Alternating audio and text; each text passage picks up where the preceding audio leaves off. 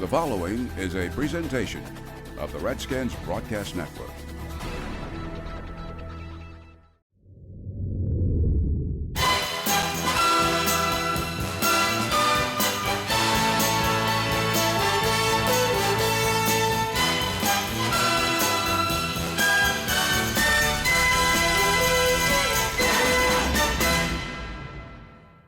Welcome to Redskins Chronicles. I'm Larry Michael at Redskins Park.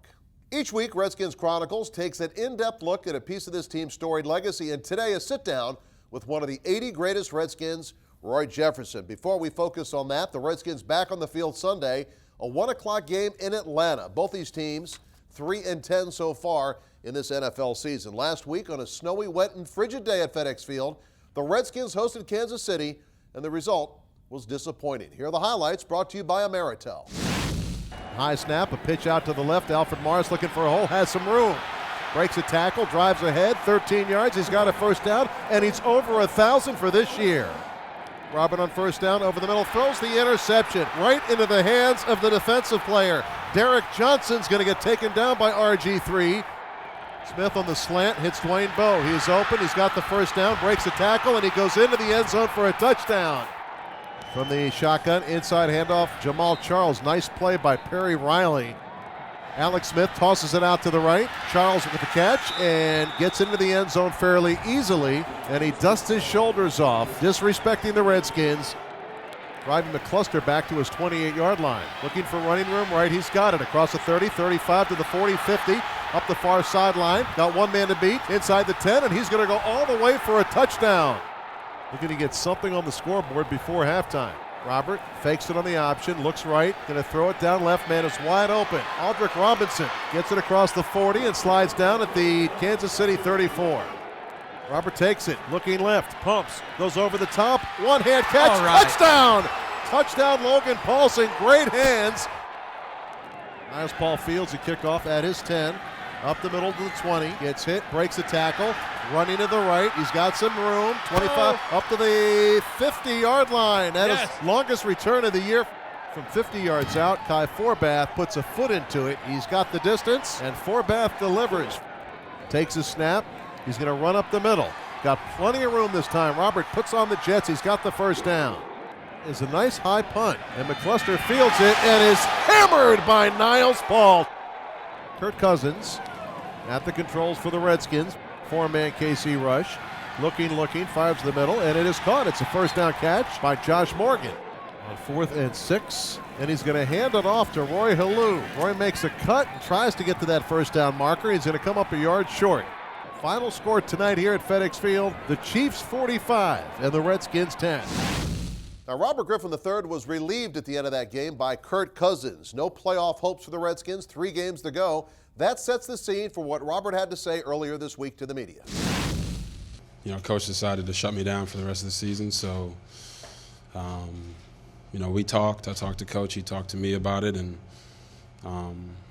I expressed my desire to play. You know, of course, I want to be out there and finish the season with my guys, see it through, and he explained to me his reasoning, and at the end of the day, Coach's decision is what we go with, and that's what it's always been.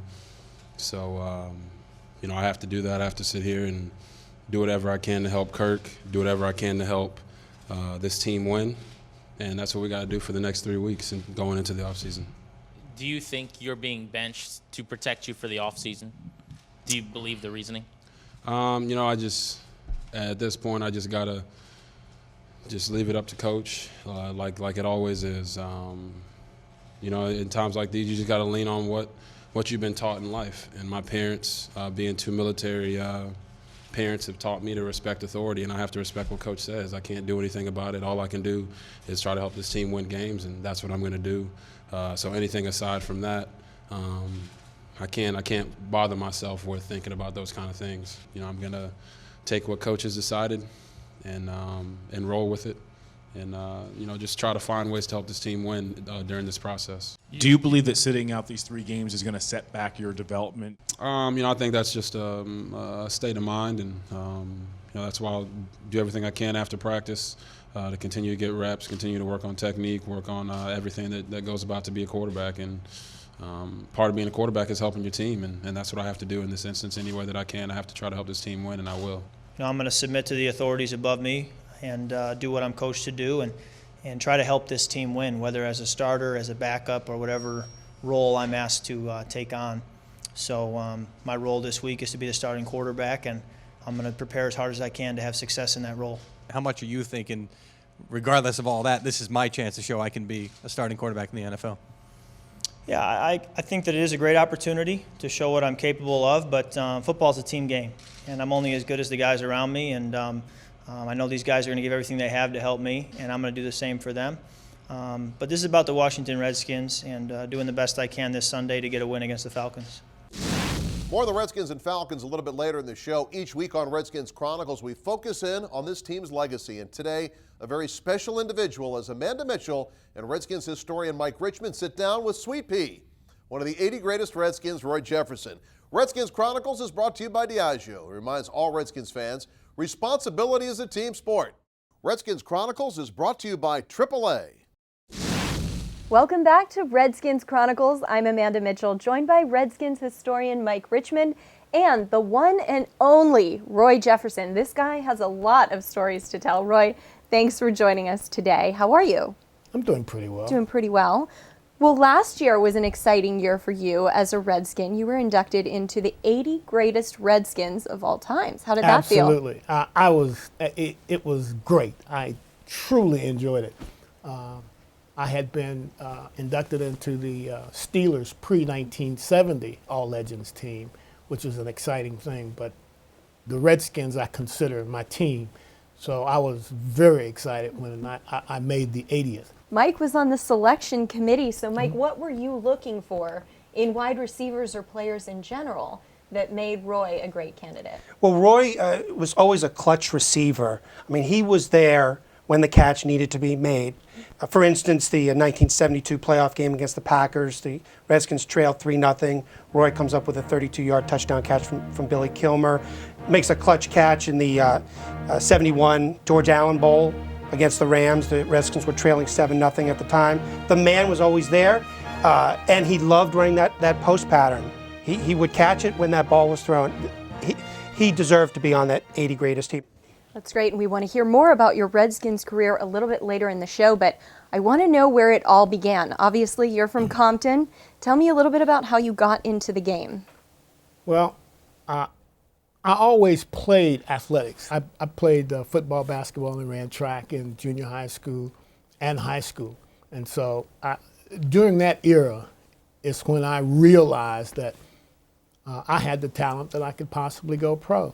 And of course, I think it was out of place now, but then I thought I could do it in either football or basketball. So you had the drive, and then you went to the University of Utah. Absolutely. How did that help you in your progression? Well, it sort of proved to me that I could make it in the pros. And during that era, we went both ways. And so I played a defensive end, a hybrid defensive end, not the big bulky dudes. And I played pass defense and had 6 interceptions my senior year when I made All-American as a defensive back, and had I think about 10 sacks or something like that. So that's really interesting. How did playing on the defensive side of the ball help you as a wide receiver?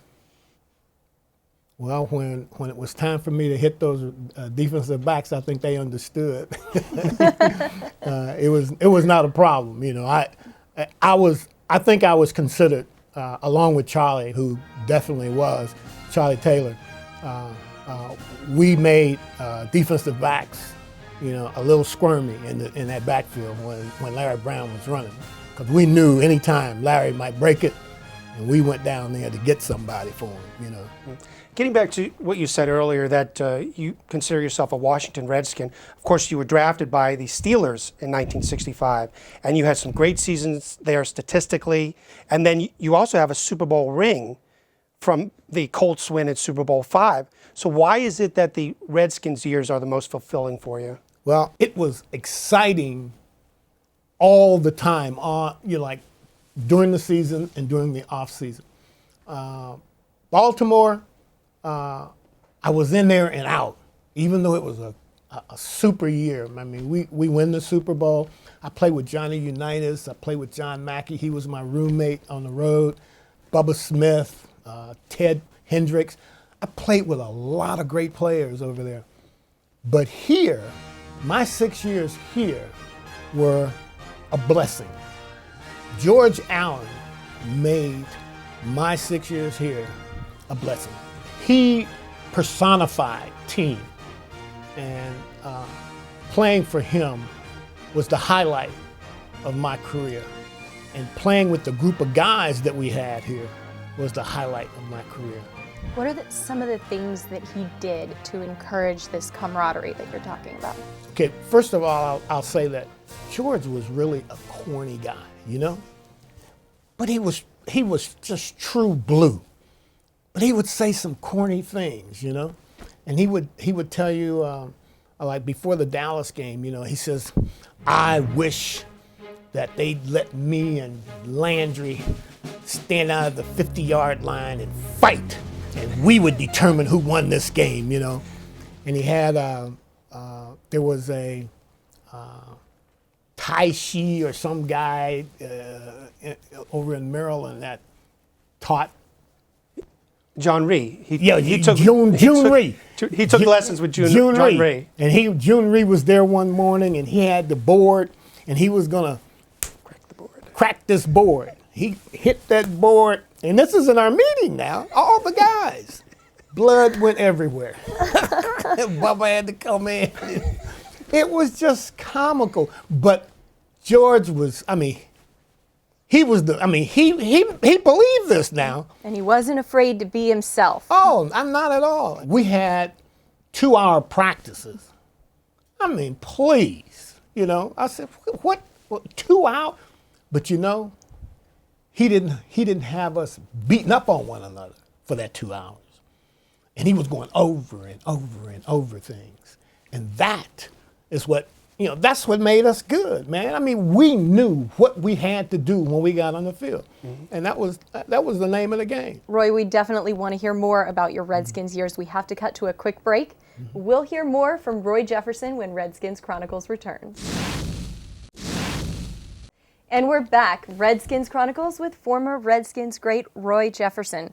Roy, we were talking about some great years as a Washington Redskin. Mm-hmm. If you had to define one of those years as the greatest of all time, what would it be?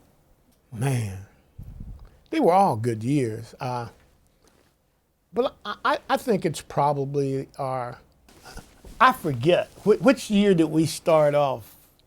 Was it 5-0 or something? 1971. 71. That wasn't our championship year, but it was a year, man, let me tell you. And that was my first year, you know. So it was truly exciting, you know.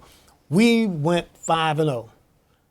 Just one after another, you know, and people, this town went crazy. They were, and caused us to go crazy, you know. It was an exciting time. Wasn't there a scene at Dulles Airport? You guys were coming back from the... Never will forget it. We're coming back from Kansas City, I think. We lost that. That was when we lost the 6th game. And you look, when we were coming over the field, you could see all these lights down the toll road all over the area there. So what in the heck happened down there? We thought they were getting after some criminal or something, you know? Come to find out, there were like 15,000 people on the toll road, over on a Redskin Park, everywhere. Now that was, you know, we go through that time. That 5-game streak. That was just, it was just a beautiful, warming thing, you know, because people were talking about George, about how he had mortgaged the future, you know, and all that kind of stuff. Mm-hmm. And here we go on this 5-game winning streak, you know. And of course, we went into the playoffs, and I think he vindicated what he did and how he put teams together. And but it was exciting. It was truly exciting. That year was definitely exciting, because between what we did on the field and what the fans, how the fans reacted and how they, I guess, took us with them.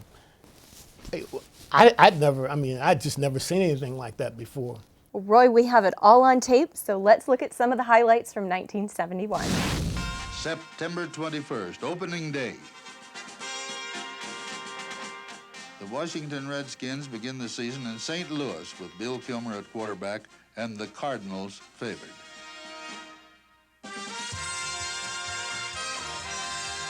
St. Louis dominates the first half and takes a 10-7 lead. But the feeling of the game changes suddenly in the third quarter when Chris Hanburger scoops up a fumble and runs it in for a touchdown.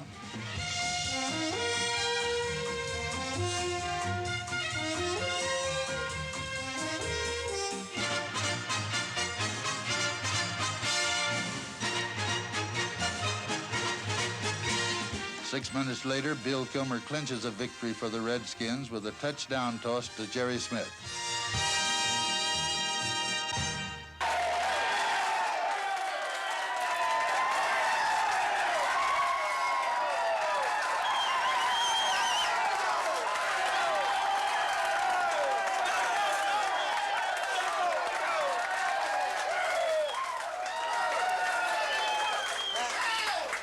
Let's do this. Let's have 3 cheers for the Redskins. Hip, hip. Hip, hip. Hip, hip. You know what you did? You beat them in their own backyard. You came from behind, and we showed we got some character. Next week, we get those goddamn Giants.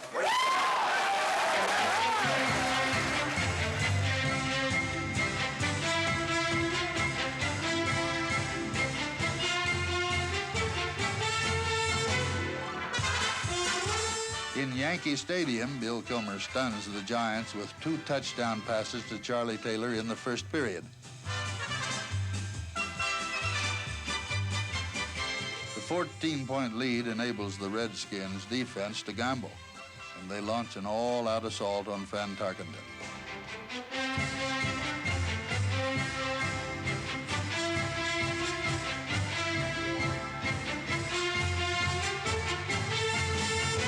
Tarkenton is sacked 4 times, and in the fourth period, Jack Pardee intercepts one of his passes and returns it for a touchdown.